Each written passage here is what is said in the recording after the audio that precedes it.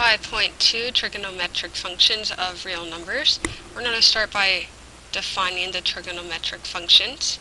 So we're letting t be any real number and let the point p, x, y be the terminal point on the unit circle determined by t. So here's our unit circle. T is telling us how far to go on the unit circle, and then p is your point at which t stops. So we define the sine of t as the y value of that point, and the cosine of t is the x value of the point. How I remember that is alphabetical order. C comes first, so C goes with x. S is second, so S goes with y. Tangent of t is the sine over the cosine, so you get y over x. The cosecant of t, it's the reciprocal sign, so 1 over sine, so that's 1 over y. Secant of t, it's the reciprocal cosine, 1 over cosine, so it's 1 over x. And cotangent, it's the reciprocal of tangent, 1 over tangent, so it switches to cosine over sine, so x over y.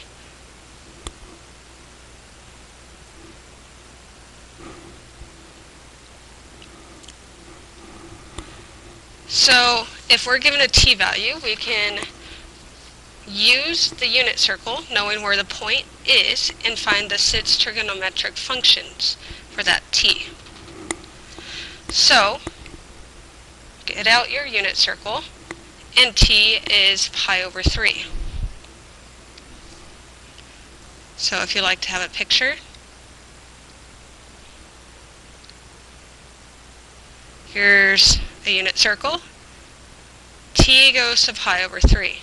That stops right here on the unit circle, and it's the point 1 over 2 root 3 over 2.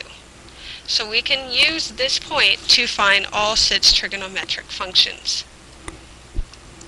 So our sine of t, so sine of pi over 3, it's the y value of the point. So it is root 3 over 2.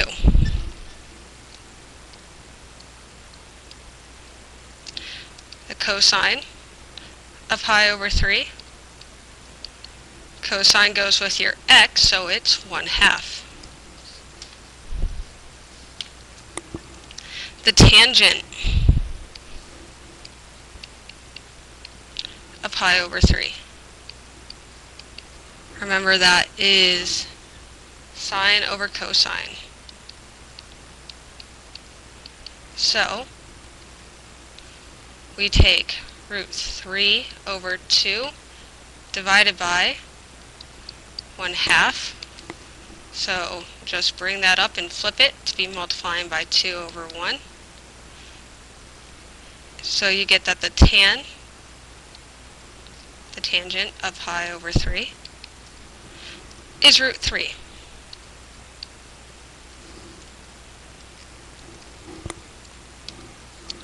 The cotangent is going to be the reciprocal of the tangent. So take root 3, put it on the denominator, you get 1 over root 3, and we have to rationalize the denominator. Multiply by root 3 over root 3 to get root 3 over 3.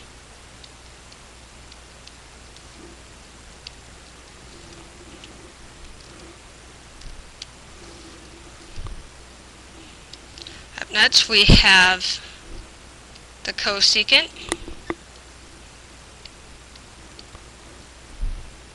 That's going to be the reciprocal of the sine. So look back at sine. It was root 3 over 2. We change it to be 2 over root 3. Rationalize the denominator. You get 2 root 3 over 3.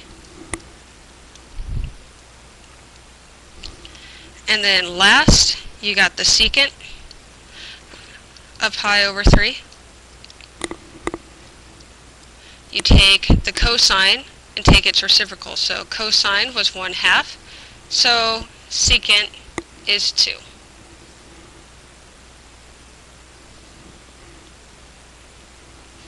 So we can use those same tricks for pi over 2 of t equals pi over 2. So if you want a picture,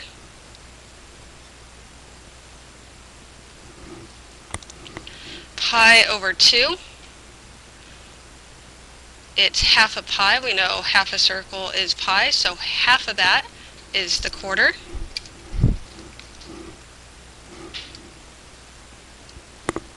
So we go up right here, and this is the point 0, 1.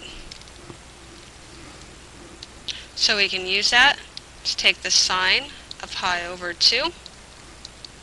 It's going to be your y value, so just 1. Cosine of pi over 2. It's your x value, so it's 0. The tangent of pi over 2. Sine over the cosine, 1 over 0, but we can't divide by 0, so it goes to undefined.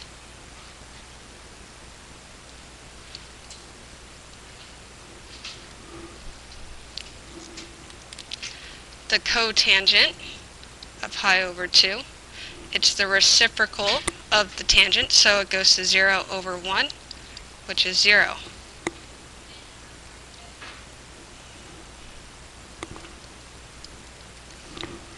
Up next, let's go to cosecant of pi over 2. So it's the reciprocal of sine. 1 over sine was 1, so it just stays at 1. And last, the secant of pi over 2. It's the reciprocal of the cosine, so 1 over 0, and that goes to undefined as well.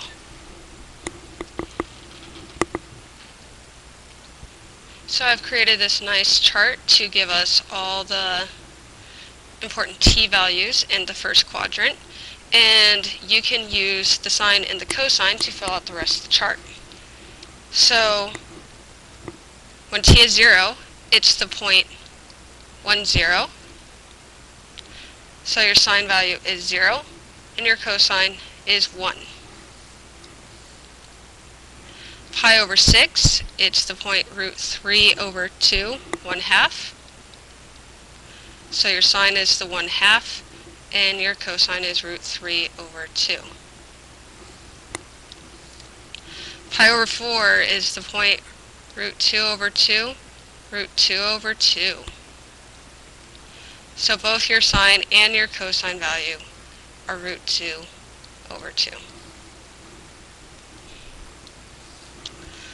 When your t value is pi over 3, it is the point 1/2 root 3 over 2. So your sine is root 3 over 2, and your cosine is 1/2. And when you are at pi over 2, we actually just did this one. We know it's the point 0, 1. Sine is 1, and cosine is 0. So you can use these to fill out the rest of the chart just like we did on the previous problems. When you're looking for the domain of the trigonometric functions, your sine and your cosine will always be all real numbers. Your tangent and your secant are all real numbers other than pi over 2 plus n pi for any integer n. And your cotangent and cosecant are all real numbers other than n pi for any integer n.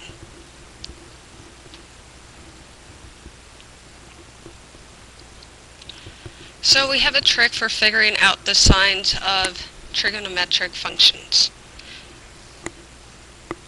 And it goes like all students take calculus. So quadrants go in reverse order, so we're going to fill it in reverse order. A goes here, S, T, and C. So, in the first quadrant, and this tells you which ones are positive. In the first quadrant, all are positive. In your quadrant 2, S stands for sine, and therefore it's cosecant, it's reciprocal. Only these two values are positive in quadrant 2. T is for tangent, and therefore its reciprocal cotangent is positive in quadrant 3. And C stands for cosine, and its reciprocal secant are positive. So when you're given a t value, you have to map out where it lays. So say it ends in quadrant 3, your tangent and your cotangent are known to be positive values, the rest are known to be negative. This is just a chart saying the same thing, so that should be an S that I just told you.